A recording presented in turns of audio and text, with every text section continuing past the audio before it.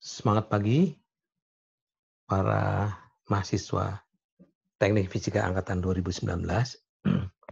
Video ini saya berikan pada kalian untuk dipelajari dalam rangka persiapan bertemu Jumat tanggal 10 Juli, di mana saya akan banyak bertanya dan kita akan banyak tukar pikiran tentang materi yang akan saya sampaikan nanti. Intinya adalah kebutuhan dari mahasiswa akan motivasi. Saya yakin kalian sudah sering dengar istilah motivasi. Akan tapi sebenarnya motivasi itu ada dua macam. Ada intrinsic motivation, ada extrinsic motivation. Motivasi selama ini masih bersifat extrinsic. Apa bedanya? Kalau extrinsic itu lebih bersifat materi. Seperti misalnya gaji, bonus, tenar, pangkat, promosi, hadiah, juara, dan lain sebagainya. Sedangkan intrinsik itu lebih bersifat mental sampai ke spiritual. Seperti enjoy, easy, excellent dalam melakukan aktivitas, atau gue banget, atau berkontribusi. Ya, ciri-cirinya kalau ekstrinsik itu menerima, sedangkan intrinsik itu memberi. Sehingga kalau ekstrinsik biasanya itu bersifat sementara, tidak tahan lama. Katakanlah Anda naik gaji gitu, nanti 2 bulan kemudian udah nggak terasa motivasinya. Sedangkan yang intrinsik itu seumur hidup. Ya, oke. Nah, mahasiswa teknik fisika terutama, atau umumnya lah mahasiswa itu, terutama pada zaman sekarang ini, banyak mahasiswa yang galau. Dan ini rupanya terjadi juga pada kalian. Ya, karena saya dengar kalian juga banyak yang galau. Walaupun awalnya kalian gembira karena diterima di ITB. Luar biasa kan? Jadi mungkin bulan pertama diterima, senang gitu. Tapi, pakai tetapi nih, tapi kok di teknik fisika gitu. Padahal saya pilih bukan teknik fisika gitu. Ya, atau pilihan kedua lah. Nah, ini saya bercerita ya. Di Indonesia ini hasil penelitian. Mahasiswa yang salah pilih jurusan itu 87%, bahkan menurut saya 90%. Salah pilih jurusan. Ya. Ternyata di Amerika juga sama. Di Amerika orang yang kerjanya sesuai dengan sekolahnya itu hanya 11%. Sampai ada satu profesor yang penasaran gitu ya. Dia berusaha menggali anak-anak yang lulus ngapain sih gitu. Biasanya kalau kita lulus senang, tapi nggak lama senang ya. Setelah itu bingung. Sehingga lebih dari 80% mereka asal kerja. Ada di level paling bawah nih. Motivasinya gaji. Bekerja sebagai kebutuhan hidup, harapannya tidak ada. Yang dicari, thanks God it's Friday. Jadi kalau Jumat siang tuh senang banget karena besok libur, minggu libur. Nanti malam Senin sudah mulai gelisah karena harus kerja. Itu banyak sekali yang begitu. Nah, beberapa dapat kesempatan lebih. Namanya karir. Dan ini menjadi cita-cita semua orang. Tapi karir itu beda dikit lah. Karir juga fokusnya pada uang, cuma ada kemajuan. Kalau sekarang jadi staff, besok jadi supervisor, besok menjadi manajer, dan terus ke atas gitu ya. Bekerja sebagai perlombaan. Harapannya kedudukan, kekuasaan, kebanggaan. Yang dicari promosi. Dan ada satu level yang tertinggi, namanya level panggilan, di mana motivasinya adalah perintah Tuhan, bekerja sebagai utusan Tuhan di muka bumi. Harapannya memberi kontribusi, memberi manfaat pada orang lain. Dan lucunya yang dicari adalah tugas lebih banyak. Gitu. Jadi orang kalau bermanfaat bagi orang, itu dia akan senang, akan bahagia, dan akan mencari tugas lebih banyak. Ini menarik. Saya berharap kalian nih, banyak dari kalian nantinya menuju ke sana, menuju level 3 ini, di dalam berkarir nanti. Oke, jadi cerita ini, Anda kan S1 ya, mau menyelesaikan S1 ceritanya. Apa sih yang dapat dari S1? Kalau pengalaman saya sih, S1 itu yang kita dapatkan adalah logika berpikir. Itu sebabnya namanya Institut Teknologi Bandung. Loginya diambil, logika teknik. Gitu ya. Pernah nggak ada dengar ada satu universitas di Bogor yang disebut sebagai Institut Perbankan Bogor. Padahal ini bukan sekolah perbankan. Tapi lulusannya kebanyakan kerja di bank. Dan alumni itu dengan bangga bilang, lulusan kami ada di mana-mana Pak, kecuali satu di pertanian.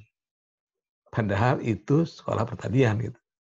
Sehingga mereka menamakan dirinya Institut Fleksibel banget. Ya, nah itu kenyataan. Bahwa memang banyak sekali orang bekerja di luar jurusannya. Nah sekarang kita ngomong soal teknik fisika nih. Ini menarik teknik fisika ini. Bagi orang luar ini ajaib teknik fisika ini. Nggak jelas gitu. Ini sekolah apa sih gitu. Semua dipelajari. Sampai beberapa orang luar ingin menutup, ingin membubarkan. Tapi nggak mungkin karena dibutuhkan. Dibutuhkan. Coba kita lihat jurusan lainnya. Seperti misalnya teknik mesin, teknik elektro, teknik industri, teknik informatika. Ini semuanya harus digabung jadi satu, namanya teknik fisika harusnya. Karena teknik fisika belajar semua untuk S1 ya. Nanti ketika S2, boleh tuh milih mau kemana. Dan kenyataannya banyak alumni teknik fisika yang berkarir cemerlang di mesin ada, elektro ada, teknik industri ada, informatika ada, penerbangan ada. Keren-keren lah. Dan yang kita dapatkan apa? Kalau kita belajar macam-macam, maka muncul kemampuan yang namanya synthesizing. Dan ini yang sangat dibutuhkan oleh industri yang membutuhkan lulusan S1. Kita butuh orang yang pandai menggatuk-gatukkan berbagai macam bidang keilmuan. Dan itu teknik fisika.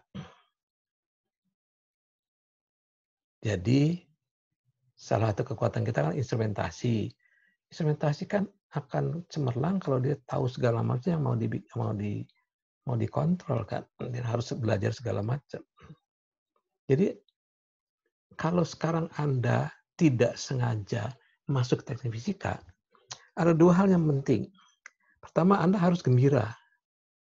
Karena kalau semua jurusan itu salah jurusannya sampai 87%, teknik fisika satu-satunya jurusan yang salah jurusannya tidak lebih dari 30%. Tidak lebih dari 30%. Karena Anda kerja di manapun, teknik fisika gitu. Itu satu. Kedua nih ya. Kita kadang-kadang merasa ini kebetulan. Ya, aduh, kebetulan masuk teknik fisika. Padahal di dunia tidak ada yang kebetulan. Semua yang terjadi adalah betul-betul rancangan Allah. Jadi Allah ingin Anda masuk teknik fisika untuk mengalami sesuatu, untuk belajar sesuatu yang dibutuhkan dalam persiapan nanti menjadi seseorang di masa mendatang. Itu sebabnya, siapa tuh? ahli IT bilang, connecting the dots. Jadi dalam hidup Anda tuh ada titik-titik yang menentukan masa depan kita. Jadi Anda harus gembira, Anda harus bersyukur Anda masuk teknik fisika.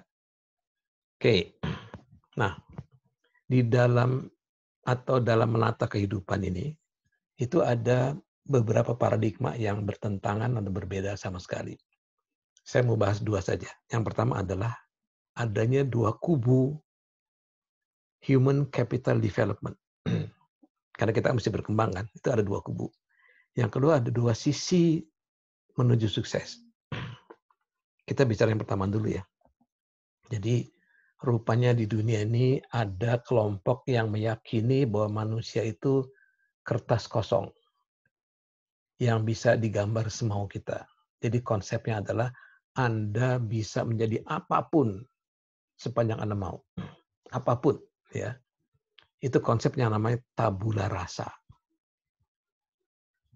Berseberangan dengan itu ada konsep yang namanya fitrah, di mana Anda pada dasarnya ketika dilahirkan sudah diberi fitrah tertentu, diberi potensi tertentu. Nah, tabula rasa itu masuk kelompok yang namanya nurture. Sedangkan fitrah masuk kelompok yang namanya nature. Fokus pengembangannya berbeda. Kalau nurture dia fokus pada kelemahan, sehingga konsep itu deficit approach. Dilihat gapnya lalu dilatih. Sedangkan konsep nature sebaliknya. Dilihat potensi kekuatan lalu dilatih. Namanya strength approach. Dan yang menarik, yang ikut kubu nurture itu banyak banget. Di atas 90%, bahkan mungkin di atas 95%. Sedangkan yang ikut kubu nature di bawah 10%, bahkan mungkin di bawah 5%. Terus mana yang benar? Belum ada jawaban sampai sekarang tidak ada satupun yang paling benar. Tapi coba kita lihatlah. Ya, human capital development. Saya ibaratkan sebagai seorang pelatih olahraga yang menghadapi dua model tim. Ya, tugas pelatih adalah melatih pemain supaya semakin lama semakin kompeten, semakin lama semakin mampu. Kalau timnya tim kasti, maka paradigma pelatih adalah bahwa semua pemain harus bisa lari, lempar, pukul, tangkap. Sedangkan kalau di main bola, pelatih hanya melihat setiap pemain berperan sesuai dengan potensinya. Jadi untuk mengembangkannya, kalau di kasti, gali kelemahannya. Lalu latih kelemahannya. Kalau anak itu tidak bisa mukul, kita latih mukul. Kalau kurang cepat lari, kita latih lari. Kalau di bola sebaliknya. Di bola itu latih potensinya. Jadi konsep kasti itu adalah deficit approach. Kalau konsep bola itu strength approach. Konsep kasti dikenal sebagai kompetensi base. Sedangkan konsep bola dikenal sebagai strength base. Dan sampai hari ini, konsep deficit approach itu paling besar di dunia, baik di pendidikan maupun di organisasi. Sampai sekarang 95% itu masih memiliki konsep deficit approach. Mana yang benar? Nah, coba kita lihat. Kalau tujuannya untuk bekerja di pabrik atau bekerja sebagai buruh dan lain sebagainya, konsep deficit approach. Karena ini didesain pada zaman manufacturing economy. Sekarang sudah bergeser zaman ke arah service economy, ke arah kreatif, di mana dibutuhkan manusia sebagai manusia, gitu. Di mana dibutuhkan keunikan, di mana dibutuhkan kerjasama. Jadi lihat-lihat yang kita hadapi apa nih untuk milih bagaimana mendevelopnya. Nah, apapun konsepnya ya, apapun konsepnya lagi, ternyata ada yang sama. Gitu. Yang sama adalah keduanya membutuhkan informasi tentang kekuatan dan kelemahan manusia. Dengan data itu kita bisa tahu kita mesti ngapain. Apakah kita perbaiki kelemahan atau kita gunakan kekuatan. Ya, itu penting. Itu satu sisi. Sekarang sisi yang tadi, yang satu lagi tentang dua sisi sukses. Ternyata untuk sukses itu ada jalan sukses, ada cara sukses. Dua-duanya penting, dua-duanya dibutuhkan seperti dua sisi mata uang. Dan jangan dibenturkan. Tapi di antara keduanya ada yang lebih penting, ada yang lebih dahulu. Menurut Anda penting mana? Jalan apa cara? Kalau Anda tanya para orang-orang sukses, pasti jawabannya atau kiatnya adalah kerja keras, pantang menyerah, fokus. Dan itu semua adalah cara sukses. Tapi jangan lupa, kalau caranya benar, jalannya salah, maka Anda tidak akan sampai tujuan. Sedangkan kalau jalannya benar, caranya salah, masih sampai tujuan walaupun lambat. Nah, jalan itu adalah doing the right things. Kalau cara itu doing the things right. Kalau bisa doing the right things right, kalau bisa. Ya, oke. Nah, saya coba gambarkan dalam bentuk pemetaannya. Gini, yang sumbu X ini itu cara. Kerja keras, pantang menyerah, fokus gitu ya. Yang sumbu Y itu adalah hasil. Kalau ada orang caranya benar 100%, kira-kira hasilnya berapa? Kata orang sukses ya 100. Sebab mereka ketika sampai di puncak, itu yang dirasakan adalah mereka kerja keras luar biasa. Sehingga orang kalau ditanya, dia bilang, saya kerja keras. Gitu. Kita belum nanya pada orang yang tidak sukses yang sama-sama kerja keras. Jadi mungkin nggak gini, ada orang kerja keras, luar biasa, tapi hasil tidak maksimal. Mungkin cuma 20%, 10%. Ada nggak? Ada dan banyak. Lebih banyak dari orang sukses. Bisa 100 kali lebih banyak. Loh kenapa bisa gitu? Kan sama-sama kerja keras. Kok Tuhan tidak adil? Yang kedua ini sebabnya karena jalannya salah. Mereka kerja keras di jalan yang salah. Sehingga energi yang dia buang itu hasilnya sedikit. Terus orang mulai tanya, kok bisa ya? Kok bisa ya? Maka jawaban biasanya adalah, oh beda rezekinya Pak. Yang satu bejo Pak. Nah pertanyaan, apa mungkin orang diciptakan untuk tidak sukses? Jangan lupa kita dikasih tugas sama Allah. Dan Allah ingin kita berhasil. Allah ingin kita sukses. Jadi tidak mungkin. Pasti ada yang salah. Kalau jalannya benar, itu dengan usaha yang sama hasilnya luar biasa. Jadi intinya adalah kita masing-masing harus bisa menemukan jalan sukses kita. Dan itu sangat terkait sama bakat dan potensi kita. Oke?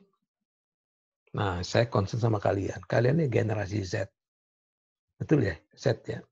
Z. Itu ada penelitian. Generasi Z itu lebih mudah terpapar sama stres. Jadi rentan sama stres. Bahkan bisa sampai depresi. Sehingga jumlah yang bunuh diri bertambah. Jumlahnya membutuhkan pertolongan dokter jiwa juga bertambah. Lalu saya mulai buka data saya. Saya punya data kira-kira 25.000 generasi Z. Orang yang lahir setelah tahun 2000. Terus saya bandingkan dengan data zaman saya. Dan memang ada pergeseran. Karakter. Ya. Jadi kalau dibilang generasi kalian itu generasi mager, generasi rebahan, memang begitu. Gitu. Nah pertanyaannya, itu karakter dibentuk oleh zaman, apa karakter itu memang sudah diciptakan ketika kalian lahir. Karena saya konsep fitrah, maka saya meyakini bahwa itu Allah memang menciptakan kalian seperti itu untuk menghadapi zaman. Ya. Jadi, agar kalian tidak stres, sebetulnya WHO sudah menentukan sih kriteria orang yang mental health. Kayak gini kriterianya. Nomor satu adalah realize his or her own potential. Ini masalah besar di dunia karena banyak orang tua kalian, banyak kakek kalian yang belum tahu potensinya. Sampai mereka pensiun pun belum tahu. Cuma efeknya tidak banyak. Tapi kalian yang nanti akan jadi pemimpin di zaman bonus demografi, nggak boleh stres. Jadi kami harus membantu kalian menemukan potensi ini. Karena kalian generasi yang diharapkan memimpin negara ini. Jadi solusinya adalah be yourself. Nah, untuk be yourself tentu saja tidak asal ngomong. Anda harus tahu diri Anda sendiri, know yourself.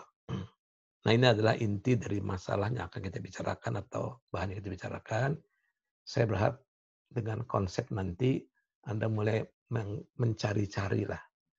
Berusaha untuk menggali siapa diri Anda sebenarnya, apa potensi Anda, dan Anda nanti mengerti Anda nantinya akan kemana. Dengan begitu, mudah-mudahan akan memberikan intrinsic motivation. Terus, karena bakat itu sangat terkait sama agama, saya anjurkan Anda boleh lihat video di YouTube ini, baik yang Muslim maupun yang non-Muslim, yang terkait sama bakat, yang terkait sama potensi kekuatan. Ya, oke. Semoga memberikan pencerahan dan sampai